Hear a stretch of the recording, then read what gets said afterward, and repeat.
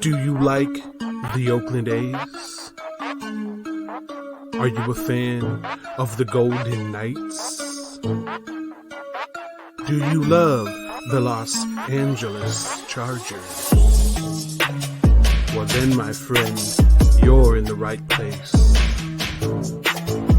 This is the Snake Sports Talk Show with your host, Jake the Snake Silva, brought to you by the Spotlight Sports Network. So apparently, news are getting back out again. The fish are back out of the water, and you already know there's speculations about one specific position.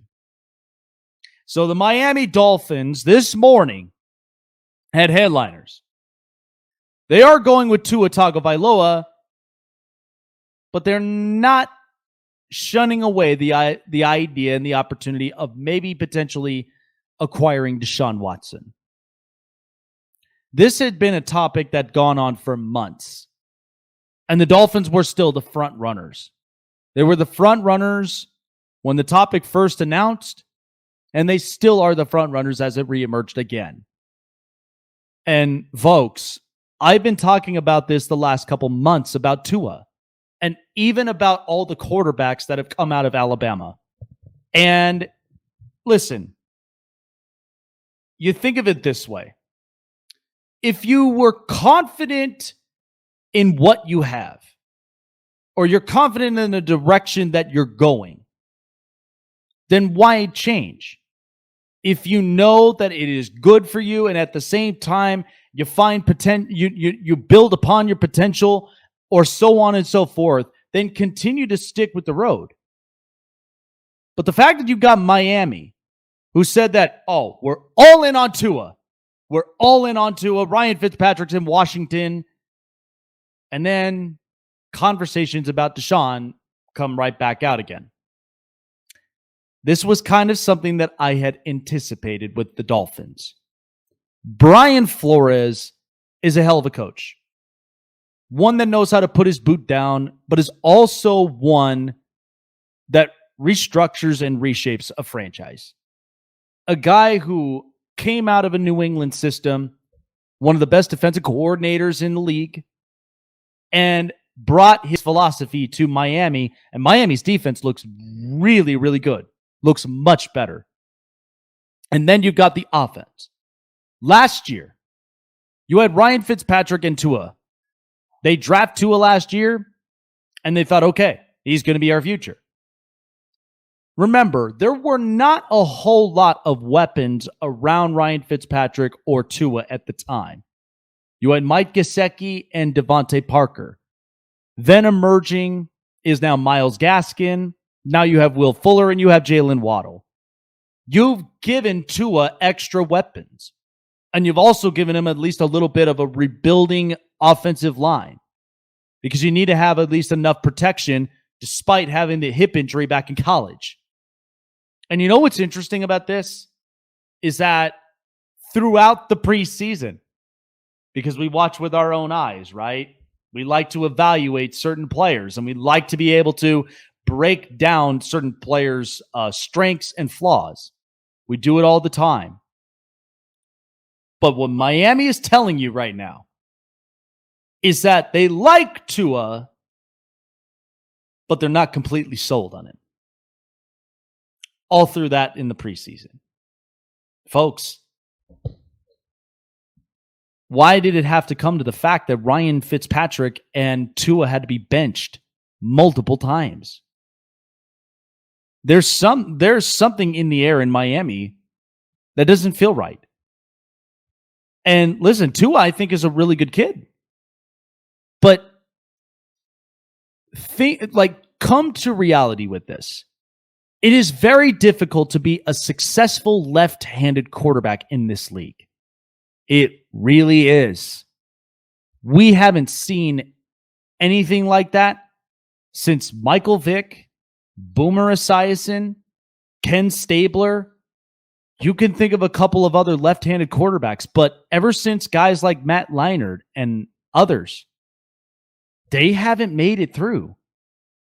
Evolution of the game has changed massively. And it's nothing against left-handed quarterbacks, but sometimes if you have the presence, the awareness to just go up onto the field with full confidence and take control of every situation, every down, every play, and Steve Young as well, yes. But mind you this, Steve Young initially had flaws in Tampa before going to San Francisco, and then it was a match made in heaven with him and Bill Walsh. But that's because there was a led direction. See, in Tua's case, this is the one thing. You have a competent coach in Brian Flores. A rebuilding offensive line that's going to get better. And there's still question marks all over the place. The funny thing of it is, Miami, they want to win more games. They're looking all within this division. Josh Allen has an unbelievable arm, and he could not have been matched with better than Sean McDermott and Brian Dable. And they have a hell of a defense. Bill Belichick in New England, the system, and then you have Mac Jones, which, by the way, Mac Jones might be closer to starting for the Patriots than Cam Newton. I mean, we evaluate all these things in preseason all the time. But there were a lot of real good smart throws. And so that's what it all comes down to. And then there's the Jets. New head coach, new quarterback, and new weapons, new options. The Jets are tired of being the laughing stocks in the NFL, and they want to change that.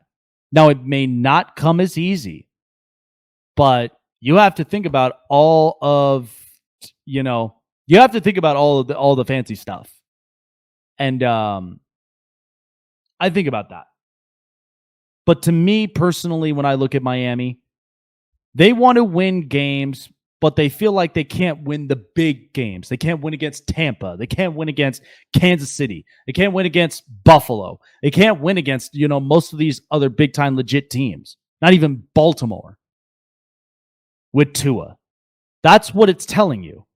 As I've said about all Alabama quarterbacks, they may be really good in college, but the transition from Alabama to the NFL is completely different. I have not heard or seen successful quarterbacks come out of Alabama. You could say what you want to, whether it's Tua, whether it's Jalen Hurts, or whether it's Mac Jones, or even, whatever. You guys remember Greg McElroy? Yeah, he disappeared the second he went to the NFL. You remember A.J. McCarron? Couldn't stay healthy and never got a starting gig after that. And then there's Tua with the hip injury, and now there's question marks all over in Miami. There's Jalen Hurts, but he entered the transfer portal to go to Oklahoma, and now let's just see if Philadelphia can fix their mess. And then there's Mac Jones. Well, of course you have to put him in a right system. Because if you put him in a system like Jacksonville or the Jets or any of those other rebuilding organizations, Mac Jones will fail. Because you got to have the right system and the competent coach that's going to build him. That's the way this works. So in Tua's case, he does have a competent coach, but even the organization has so many question marks around him that they feel like if they get Deshaun Watson, they'll be a ready to win now type of group. And I would be all in for that. But in this case now, we haven't even heard anything from Deshaun Watson in a while.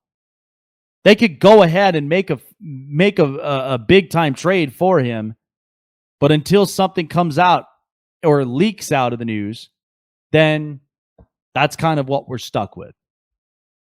But the fact of the matter is, they're not sold on Tua. I don't think they really were from the beginning, because otherwise we wouldn't have this conversation. I mean, that's kind of the the whole thought process when it comes to Miami. That's really all it comes down to. But they upgraded so many different places. Defense, wide receivers, you got a running back core, and you got one of the best rising tight ends in Mike Gesicki. What is there to question? But in this case, there's a whole lot of question marks with Tua.